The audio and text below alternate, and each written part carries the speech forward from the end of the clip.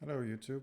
This video is going to go through the remainder of my little FLTK program that I started in the previous video. And this will just be a quick video where I quickly go over the code, and I won't spend so much time dwelling on it. It's not too different from the code we looked at in the last video, just a little bit of different functionality. So the first thing we're going to need is to make a new file called draw. Let's open that up, take a look. Now inside this file, draw.rs, we have the usual list of imports, and then my idea for this sub program is that you click the screen and it registers where you click it, and it does some drawing with that data. So we want to store the clicks, and for that I've defined a struct called point that just has the x and the y coordinates of the click. And then here I have the struct for the program itself, which contains a frame, as we saw before. Then it contains a list of points. Now, because they have to be modified and kind of owned by several different closures and functions and so on, we again use this RC ref cell pattern, and inside we have a list of points, or here a vector of points.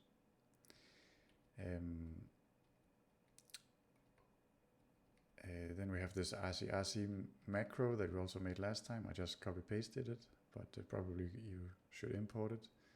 But for now it's fine. And then we have the implementation here.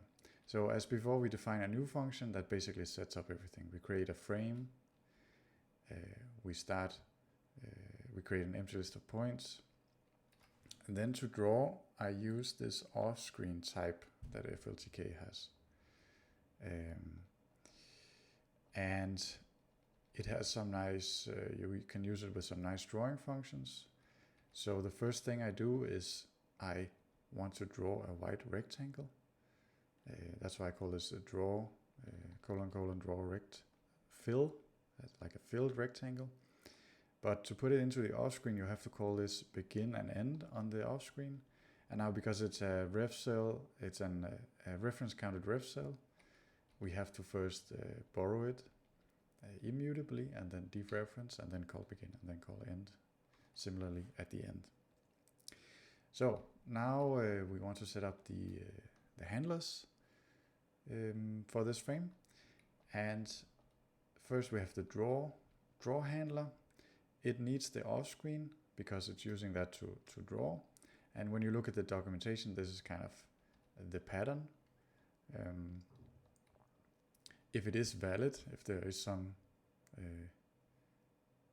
data in it, I guess, then you rescale it so it matches the new size of the screen. In case you resize the window, we don't allow that in this app because it will kind of break the chaos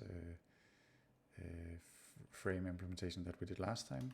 But anyway, you rescale it so it matches the new size of the window, and then you copy the content onto the screen.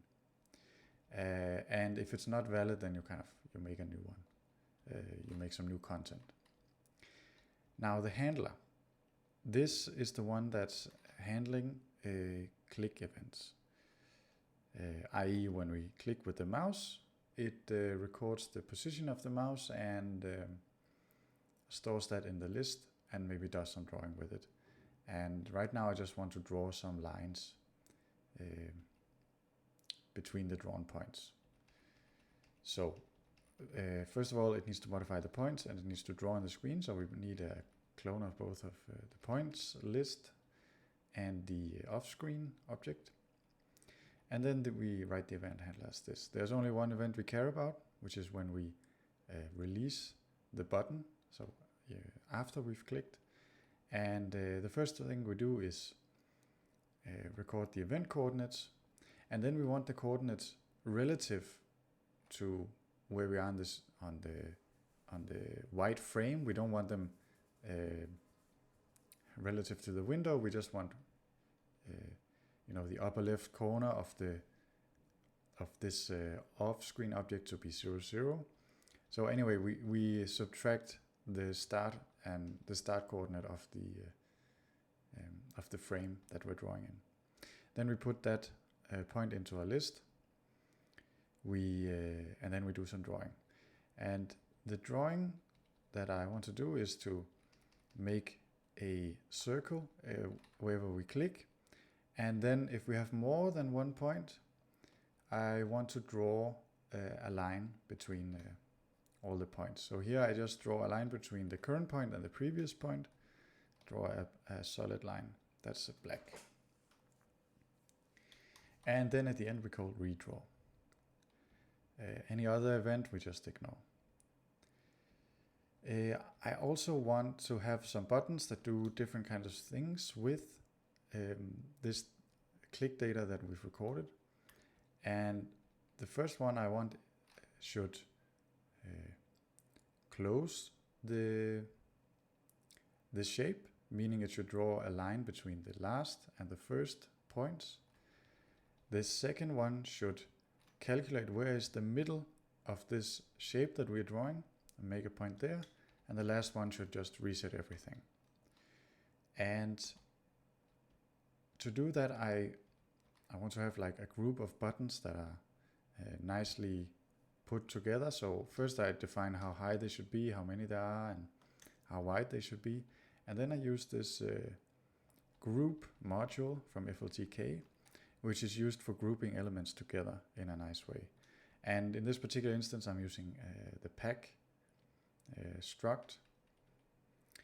And you just give it a location. So in this case, it's at the very right of this new frame that we made.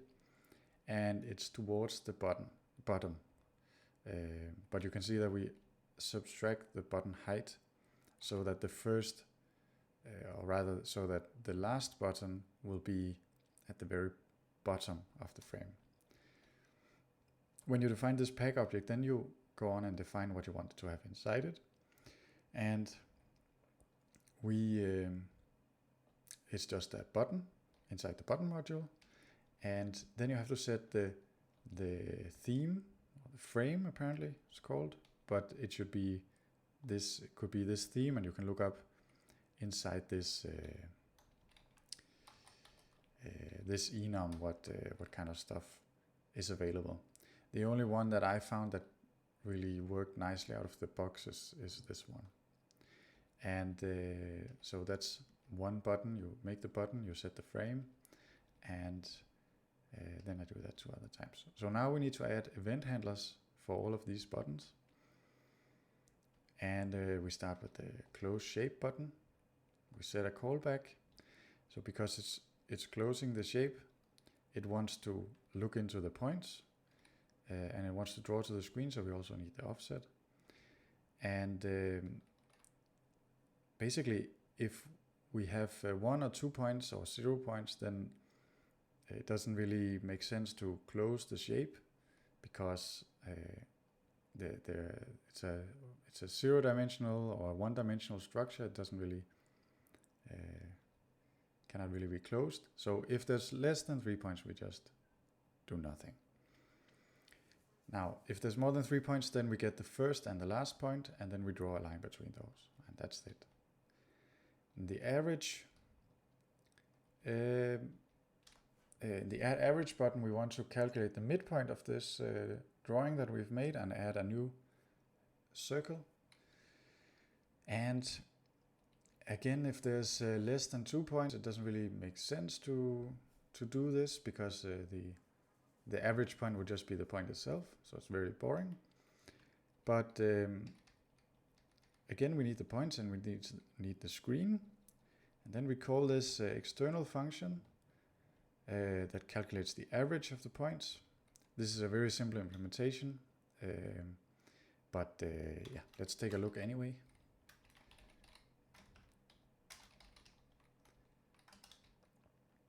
In this function, I take a reference to a list of points, and I return a point that is supposed to be the average, and also for some reason that I've forgotten now, I also return how many points there are.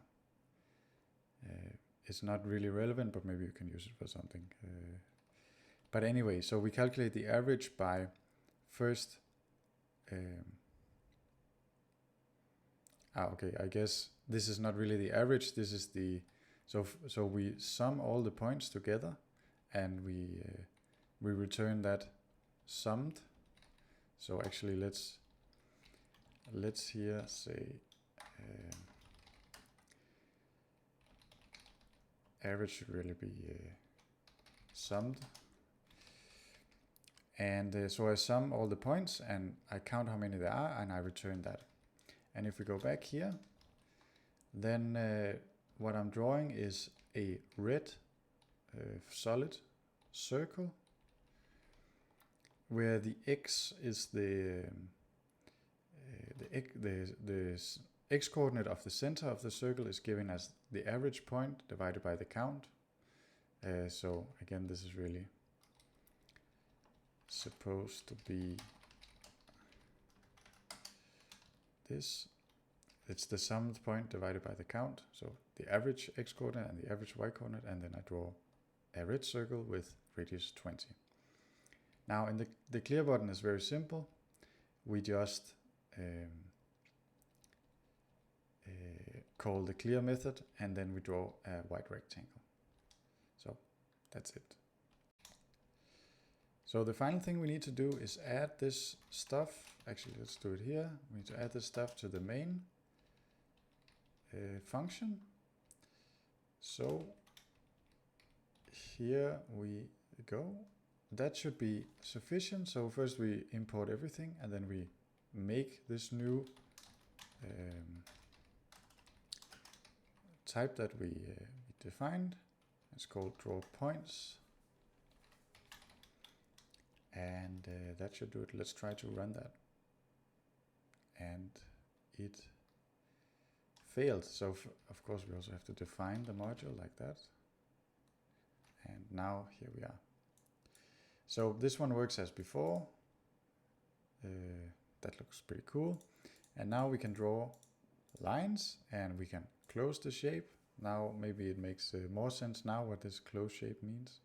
We can clear it and we can calculate the midpoint. So now this looks kind of ugly, so let's add a little bit of styling. Now an easy way to add a little bit of nice styling is to use this widget theme, FLTK underscore theme crate, and the widget theme within that. And we just pull out a theme from that. And I like dark themes, so I will just use that and then you apply it.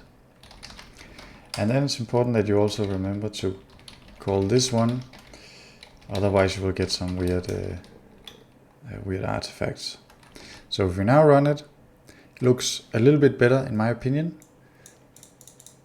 and the functionality is the same. So that's it. Thank you.